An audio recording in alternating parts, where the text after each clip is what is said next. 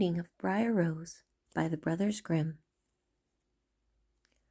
A long time ago, there was a king and a queen who said every day, "Oh, if only we had a child," but they never had one.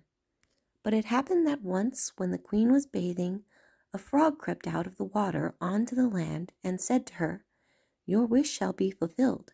Before a year has gone by, you shall have a daughter." What the frog had said came true.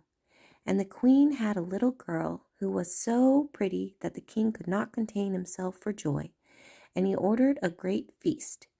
He invited not only his kindred friends and acquaintances, but also the wise woman, in order that they might be kind and well disposed toward the child.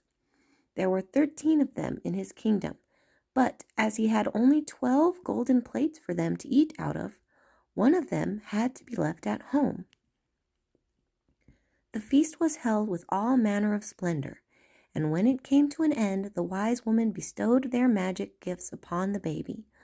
One gave virtue, another beauty, a third riches, and so on with everything in the world that one can wish for. When 11 of them had made their promises, suddenly the 13th came in. She wished to avenge herself for not having been invited, and without greeting or even looking at anyone, she cried with a loud voice, "The king's daughter shall in her 15th year prick herself with a spindle and fall down dead." And without saying a word more, she turned round and left the room. They were all shocked, but the 12th, whose good wish still remained unspoken, came forward, and as she could not undo the evil sentence, but only soften it, she said, "It shall not be death, but a deep sleep of 100 years, into which the princess shall fall." The king, who would fain keep his dear child from the misfortune, gave orders that every spindle in the whole kingdom should be burnt. Meanwhile, the gifts of the wise woman were plenteously fulfilled on the young girl, for she was so beautiful, modest, good-natured, and wise that everyone who saw her was bound to love her. It happened that on the very day when she was 15 years old, the king and queen were not at home, and the maiden was left in the palace quite alone. So she went round into all sorts of places, looked into rooms and bedchambers just as she liked, and at last came to an old tower. She climbed the narrow, winding staircase and reached a little door. A rusty key was in the lock, and when she turned it, the door sprang open, and there in a little room sat an old woman with a spindle, busily spinning her flax. "Good day, old dame," said the king's daughter. "What are you doing there?" "I am spinning," said the old woman, and nodded her head. "What sort of thing is that rattles round so merrily?" said the girl, and she took the spindle and wanted to spin too, but scarcely had she touched the spindle when the magic decree was fulfilled, and she pricked her finger with it. And in the very moment when she felt the prick, she fell down upon the bed that stood there and lay in a deep sleep. And this sleep extended over the whole palace. The king and queen, who had just come home and had entered the great hall, began to go to sleep, and the whole of the court with them. The horses, too, went to sleep in the stable, the dogs in the yard, the pigeons upon the roof, the flies on the wall, even the fire that was flaming on the hearth became quiet and slept. The roast meat left off frizzling, and the cook, who was just going to pull the hair of the scullery boy because he had forgotten something, let him go and went to sleep.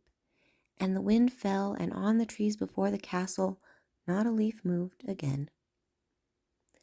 But round about the castle there began to grow a hedge of thorns, which every year became higher, and at last grew close up round the castle and all over it, so that there was nothing of it to be seen, not even the flag upon the roof. But the story of the beautiful sleeping Briar Rose, for so the princess was named, went about the country, so that from time to time king's sons came and tried to get through the thorny hedge into the castle. But they found it impossible, for the thorns held fast together as if they had hands, and the youths were caught in them, could not get loose again, and died a miserable death. After long, long years, a king's son came again to that country and heard an old man talking about the thorn hedge, and that a castle was said to stand behind it in which a wonderfully beautiful princess named Briar had been asleep for 100 years, and that the king and queen and the whole court were asleep likewise. He had heard, too, from his grandfather that many kings' sons had already come and had tried to get through the thorny hedge, but they had remained sticking fast in it and had died a pitiful death.